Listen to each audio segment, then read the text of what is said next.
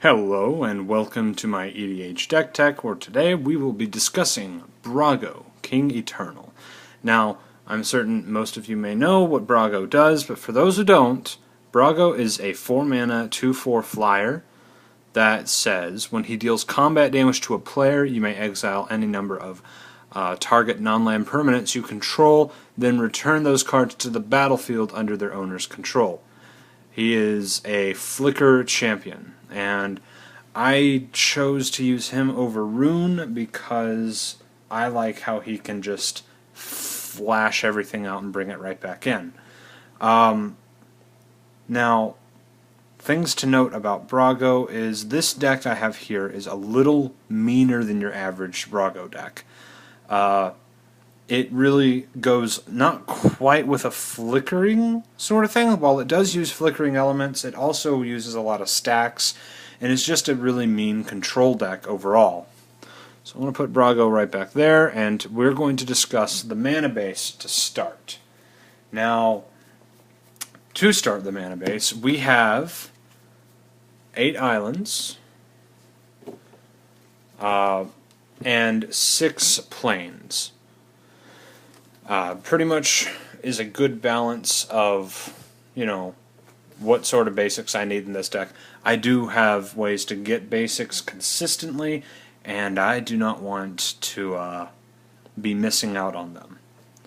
As for lands that don't tap for any mana, we've got Evolving Wilds, Terramorphic Expanse, Marsh Flats, Windswept Heath, and Flooded Strand. These are basically, they're fetch lands. I'd use Evolving Wilds and Terramorphic Expanse because I don't have the capability or the budget to get the more competitive lands, such as Polluted Delta. I will get them someday, just not today. Now, for lands that produce white mana that aren't basic, we have Ancient Den.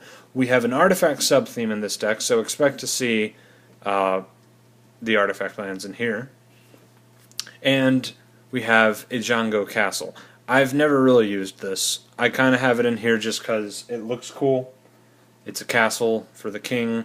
But really, it does have the potential to prevent 2 damage that would be dealt to Brago if, he was about to take a Searing Spear or something to the face. I don't know.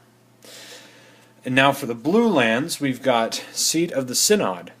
Seat of the Synod is, the artifact land for blue. We have Orbero, Palace in the Clouds. Well, this is an interesting inclusion. I use Mass Land Destruction in this deck, and being able to preserve 1 blue mana is usually what can, win me the game.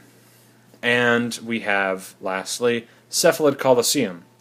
The threshold sometimes is pretty important, though I honestly haven't really used it that much yet in this deck. Now, for colorless lands, we've got Darksteel Citadel, the last of the artifact lands. We've got Rogue's Passage to make Brago unblockable. It kind of works pretty well. Although, again, I don't use it very often. Reliquary Tower, a land that just does the work by itself. This is one of the best lands to use in any deck that features any card draw at all. Hall of the Bandit Lord. Now, this is a land I use a lot. The best thing about Brago is he can really take people by surprise with how much advantage he can generate. And with Hall of the Bandit Lord here, that can be very, very surprising when he has haste. And it has definitely won me a few games. Academy Ruins. So we have the artifact theme going on, and we need a way to protect or get back our artifacts in case something happens to them. And the last colorless producing land is Cavern of Souls. We're playing a control deck. We want to be sure our general isn't out-controlled. While Spirit is while Brago's the only spirit in the deck, this is still an important land to have, just in case I'm fighting another control deck. And to wrap up the mana base today, we have the lands that can produce either or. Adakar Wastes can produce blue or white, but it hurts, but it can also act as, colorless. So it's optional, and I like that. The buddy land here is Glacial Fortress. Seems like a pretty good inclusion for a 2-color deck. We have Mystic Gate, a filter land that does more than just filtering. This can produce enough white or blue mana to play most, if not all, my spells in the deck. Reflecting Pool. This can tap for any color of a land that I can produce. So, in this case, this is probably one of the better lands because it can tap for anything, mostly. It should be noted that if you have Cavern of Souls out, it can tap for any color. Or Reflecting Pool can tap for any color. Command Tower, because it taps for any color. And lastly, Hallowed Fountain.